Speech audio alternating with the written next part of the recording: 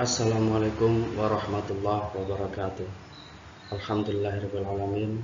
Alhamdulillahilladzi hadana li hadza wa ma kunna linahtadiya laula an hadanallah. Allahumma shalli ala sayyidina Muhammad wa ala ali sayyidina Muhammad. Rabbi shrah li sadri wa yassir li amri wahlul 'uqdatam min lisani yafqahu qawli. Amma ba'du. Yang kami hormati Bapak Muhammad Nasya Agus Saputra selaku dosen pembimbing di mata kuliah AIK atau Agama Islam Kemuhammadiyaan Universitas Muhammadiyah Surabaya, serta rekan-rekanku Prodi Manajemen P2K yang kami hormati juga. Pada kesempatan kali ini kami kelompok 1 yang beranggotakan saya Sulianto dan juga rekan kami Mas Teguh Adiwianto. Kebetulan pada kesempatan kali ini akan mempresentasikan materi dari mata kuliah Agama Islam Kemuhammadiyaan yang bertema Islam sebagai way of life atau sebagai jalan kehidupan. Dalam tema ini ada beberapa pembahasan. Pembahasan yang pertama adalah pengertian tujuan dan fungsi Islam. Pembahasan yang kedua adalah sumber ajaran Islam. Pembahasan yang ketiga adalah ruang lingkup ajaran Islam. Pembahasan yang keempat adalah karakteristika ajaran Islam. Karakteristik ajaran Islam. Untuk menyingkat waktu, untuk pembahasan yang pertama dan kedua mengenai pengertian tujuan dan fungsi Islam dan sumber ajaran Islam akan dilanjut oleh rekan kami Mas Teguh Adiwianto. Silakan Mas Teguh. Ya, terima kasih Pak Sulianto. Di sini saya melanjutkan presentasi mengenai pembahasan pengertian Islam. Secara bahasa, Islam memiliki beberapa arti. Dalam bahasa Arab, Islam merupakan masdar dari kata aslama yuslimu islaman yang artinya taat, tunduk patuh, berserah diri kepada Allah. Yang pertama, aslam, yang artinya damai atau perdamaian. Dan yang kedua, aslama, yang artinya taat. Contohnya, taat beribadah kepada Allah. Dan yang ketiga, istaslama, berserah diri. Contohnya, mengikuti ajaran agama Islam. Dan yang keempat, salim, yang artinya bersih dan suci. Contohnya, tidak mempunyai sifat syirik dan tidak mempunyai iri dan dengki. Selanjutnya, fungsi dan tujuan Islam. Islam mempunyai tujuan yaitu menghindarkan kerusakan dan bahaya pada zaman sekarang ataupun zaman yang akan datang, sehingga akan mencapai kebahagiaan yang hakiki dimanapun berada, membentuk pribadi yang berakhlak karimah, membentuk masyarakat yang ideal, serta membentuk moral dan kerohanian. Fungsi Islam pada hakikatnya adalah sebagai pembimbing dalam kehidupan yang membentuk suatu kepribadian yang harmonis, agar segala unsur pokok kehidupan yang dapat menetralkan jiwa dan mampu menghadapi masalah dengan tenang. Selanjutnya, sumber ajaran Islam. Ada 3 sumber ajaran Islam sebagai sumber hukum dan sebagai rujukan dalam agama Islam. 3 sumber tersebut adalah 1. Al-Quran. Al-Quran adalah kitab suci agama Islam yang diturunkan kepada Nabi Muhammad SAW dan diyakini bahwa Al-Quran tersebut adalah mukjizat terbesar yang diturunkan di muka bumi ini. Dan yang kedua, hadis atau sunnah Nabi. Hadis merupakan sumber ajaran Islam kedua setelah Al-Quran. Sunnah juga menempati posisi yang sangat penting dan strategis dalam kajian-kajian keislaman. Sunnah dari segi etimologi adalah perbuatan yang semula belum pernah dilakukan kemudian diikuti oleh orang yang lebih baik, perbuatan terpuji maupun tercela. Dan yang ketiga, ijtihad. Menurut bahasa, ijtihad artinya bersungguh-sungguh dalam mencurahkan pikiran, sedangkan menurut istilah ijtihad adalah mencurahkan segenap tenaga dan pikiran secara sungguh-sungguh untuk menetapkan suatu hukum. Ijtihad itu ada 3 macam, yaitu yang pertama ijma. Ijma adalah kesepakatan dan ketetapan hati untuk melaksanakan sesuatu. Ijma dilakukan untuk merumuskan suatu hukum yang tidak disebutkan secara khusus dalam Al-Quran dan hadis. Dan yang kedua, qiyas.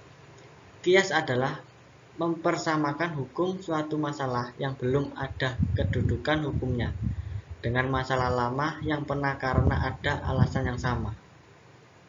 Dan yang ketiga, maslahah mursalah, merupakan cara dalam menetapkan hukum di mana berdasarkan pertimbangan kegunaan dan manfaatnya. Pembahasan yang berikutnya mengenai ruang lingkup ajaran agama Islam.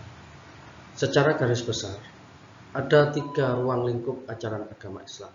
Yang pertama adalah akidah. Akidah secara bahasa itu berarti ikatan. Sedangkan secara istilah, akidah adalah iman yang teguh dan pasti, yang tidak ada keraguan sedikit pun bagi orang yang meyakininya. Jadi, akidah Islamiyah adalah keimanan yang teguh yang bersifat pasti kepada Allah dan segala pelaksanaan kewajiban, bertauhid dan taat kepadanya, beriman kepada para malaikatnya, beriman kepada rasul-rasulnya, beriman kepada kitabnya dan hari akhir. Seperti yang tertuang ataupun termaktub dalam Quran surat An-Nisa ayat 136 yang berbunyi, Bismillahirrahmanirrahim. Ya ayyuhalladzina aminu billahi wa rasulihi wal kitabil ladzi nazzala ala rasulihi wal kitabil ladzi anzala min qabl wa may yakfur billahi wa malaikatihi wa kutubihi wa rusulihi wal yaumil akhir faqad dhalla dhalalan ba'ida.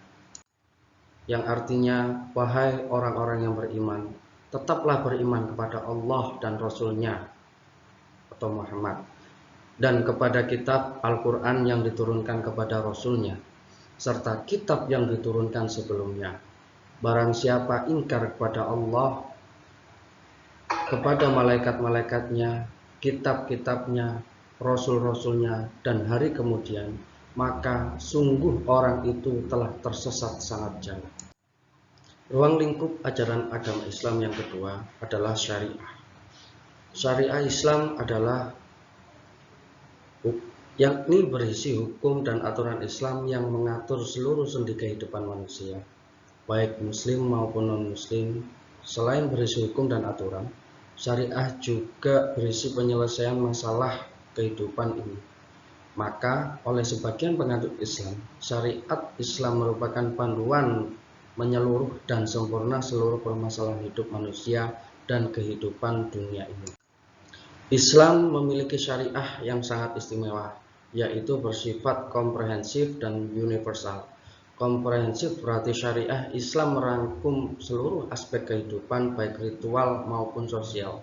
Sedangkan universal berarti syariah Islam dapat diterapkan dalam setiap waktu dan tempat sampai yaumul hisab. Ruang lingkup ajaran Islam yang ketiga adalah akhlak. Akhlak dalam bahasa Arab berasal dari kata khuluq yang berarti tingkah laku, perangai atau tabiat.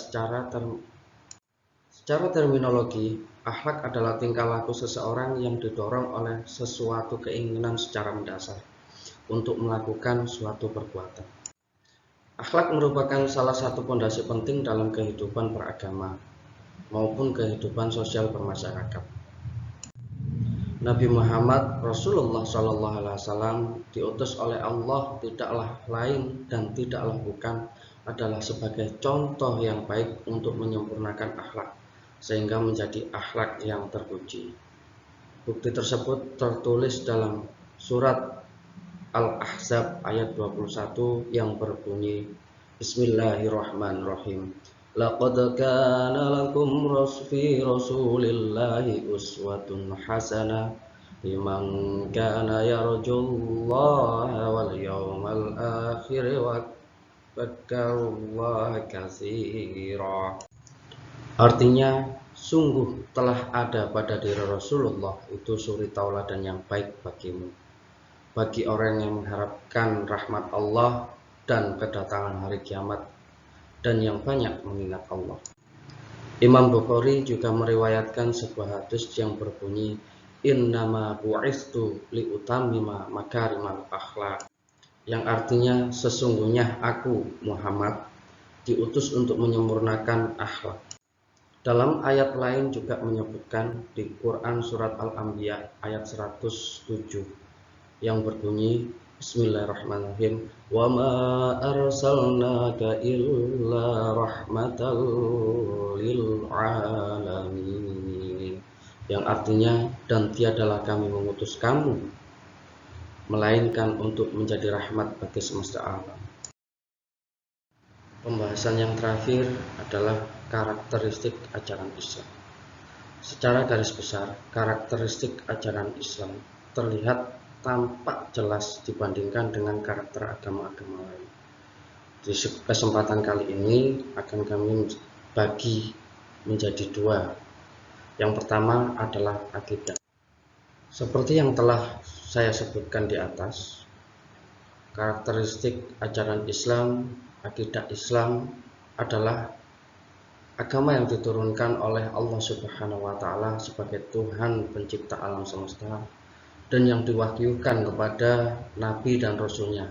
Salah satunya adalah Nabi besar Muhammad SAW sebagai Nabi penutup dan yang dianugerahi mukjizat terbesar akhlakul karimah, serta kitab suci Al-Quranul Karim sebagai pedoman ajaran Islam.